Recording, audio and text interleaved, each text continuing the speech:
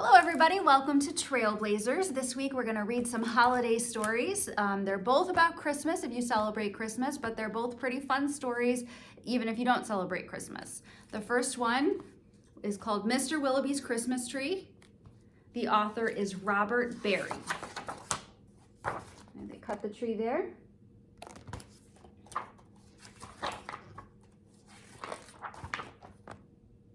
Headed down the hill to Mr. Willoughby. This book was written in 1963, so there might be some phrases that we don't know, so we'll talk about them when we get to them. Mr. Willoughby's Christmas tree came by special delivery, full and fresh and glistening green, the biggest tree he had ever seen. He dashed downstairs to open the door. This was the moment he'd waited for. "A magnificent tree, splendid," he cried. "Please, sir, won't you carry it right inside? I think it might look best this year right in the parlor corner here."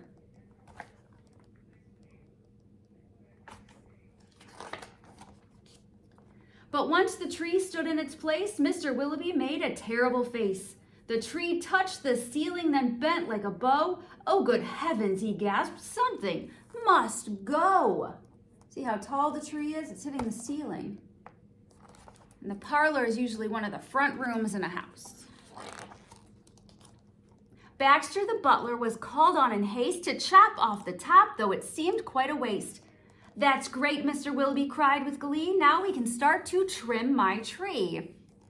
So when you start to decorate a tree, it's called trimming a tree. It doesn't just mean to trim off the top. It means to start to decorate it, to trim. When the trimming was well underway, the top was placed on a silver tray. Baxter said, "I know just who'd be delighted with this Christmas tree." So it was presented to Miss Adelaide, Mr. Willoughby's upstairs maid.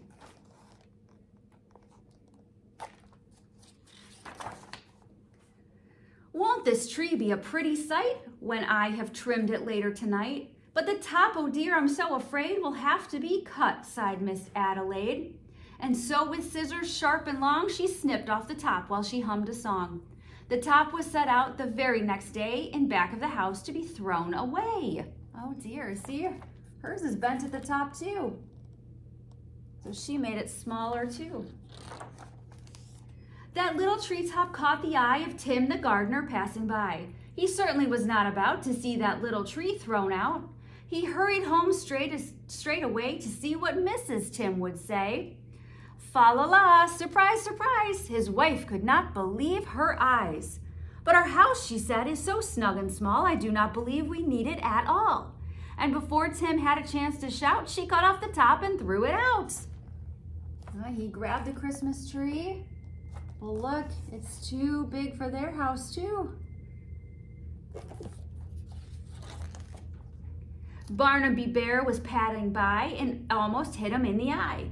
Now who would throw a tree away so very close to Christmas Day? "I'll take it home, that's what I'll do. Look, Mama Bear, I've a present for you." Found the tree, takes it home. "Isn't it a pretty tree?" yawned Barnaby quite drowsily. But Little Bear, standing off far, cried out, "That tree won't hold a star." Barnaby said, "Let's cut a hunk off of the bottom here at the trunk." But Mama Bear just shook her head and sliced the treetop off instead. It's bending at the top too. Or they cut off the top instead of the bottom. Just what everybody else has been doing. "Jolly by golly," Barnaby said with a kick. "Mama, that surely is just the right trick. Let's trim it with bells and honey rings, some berries and tinsel, and popcorn on strings." Mama said, "Trim it just as you like. I've got to tidy up for the night. This top, we won't need it anymore. I'll just put it outside the door." They decorated their tree. See who finds the top of it this time. Later on that frosty night, Frisky Fox came into sight. He spied the treetop, rubbed his chin, opened his sack, and stuffed the top in. Somebody else is gonna have a tree. He scampered home and jumped his gate. This Christmas present couldn't wait. "It's even better than mincemeat pie," said Mrs. Fox with a happy sigh. Then the foxes saw that their Christmas prize was just a wee bit oversized. There, my dears, don't you worry. I'll fix this top now in a hurry. Brings it home, and it also touches the ceiling. So they chopped off the top too. You think it can go to anybody else? Benjamin Rabbit found it then, just outside the fox's den. It seems he thought most certainly Santa left that for my family. Look, he cried, see the tree I found. With that he called his family round. Then there was a merrymaking, rollicking, frolicking, carrot shaking, celebration around the tree. All were as happy as rabbits can be. They found their tree.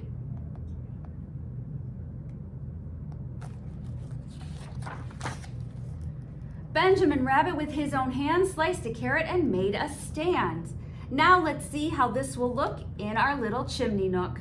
But right away the children cried, look, it's leaning off to one side.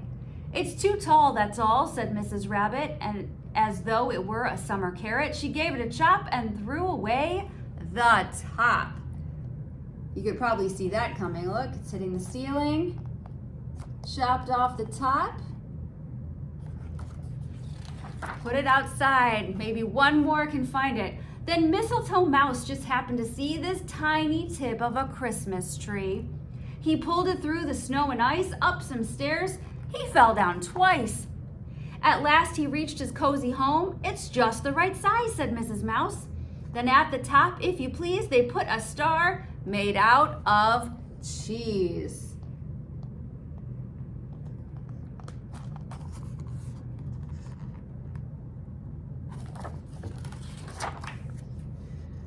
Oh, wasn't it grand to have a tree exactly like Mr. Willoughby? Right? The mice live in Mr. Willoughby's house. The tree went all the way around and came back to his own house with the mice. Here's our second book, Santa's Stuck by Rhonda Gowler Green.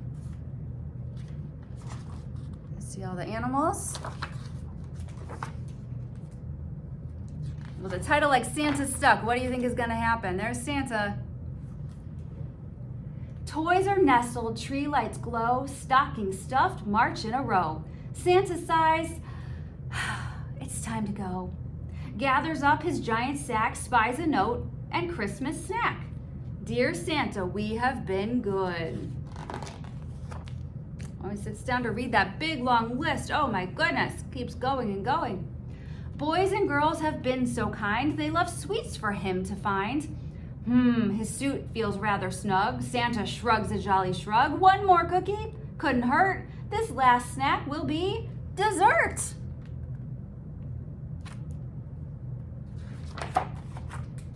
Santa rests his weary feet, munches on a scrumptious treat. Nibble, nibble, nibble, nibble, tasty crumbs, licks the frosting from his thumbs. Smacks his lips on fruitcake too, wolfs the whole thing, chomp, chomp, chew. Chocolate fudge, he sneaks a piece, can't resist, he has a feast. Look at all those treats, look at cakes and cookies, candy. Belly bulges, Santa stops, uh-oh, look, a button pops. Went flying. Restless reindeer, cold wind blows, up the chimney Santa goes. Suddenly a sound is heard, rap, tap, tap, and one wee word, help! Saw the reindeer. Little ones tucked in their beds, candy cane dreams in their heads, slumber on, don't hear a peep, but dog bolts upright from his sleep. There's the dog. Bravely pit-pats down the stair, sees boots kicking in the air. The dog wakes up, whose boots are those? I think it's Santa. Santa whispers, I'm stuck tight. Dog helps push with all his might. No luck, Santa's stuck. Meanwhile, reindeer heed the plea, form a chain, then pull on 3. Reindeer trying to pull him out. The dog's giving a push. 1, 2, 3. Dasher, Dancer, Prancer, Vixen, Comet, Cupid, Donder, Blitzen. Rudolph too, they all heave ho as one dog pushes from below. No luck. Santa's stuck. Help! Mama cat wakes from her nap, hears that help, and rap tap tap. Sees that Santa's in a fix, calls her kittens through 1 through 6. 1, 2, 3, 4, 5, 6. Meow. Reindeer, dog, kittens, cat, pull like this, push like that. No luck. Santa's stuck. Ho, ho, ho, a tiny mouse stirs inside his tiny house. Look, they're all in a row pushing. All the cats are helping the dog. And the mouse wakes up. Scampers out to lend a hand. Santa gives the go command. Push, pull, push, pull. Okay, all the kittens are helping. Mouse is helping. Push, pop. Looks like he's using a bulldozer. Whoosh.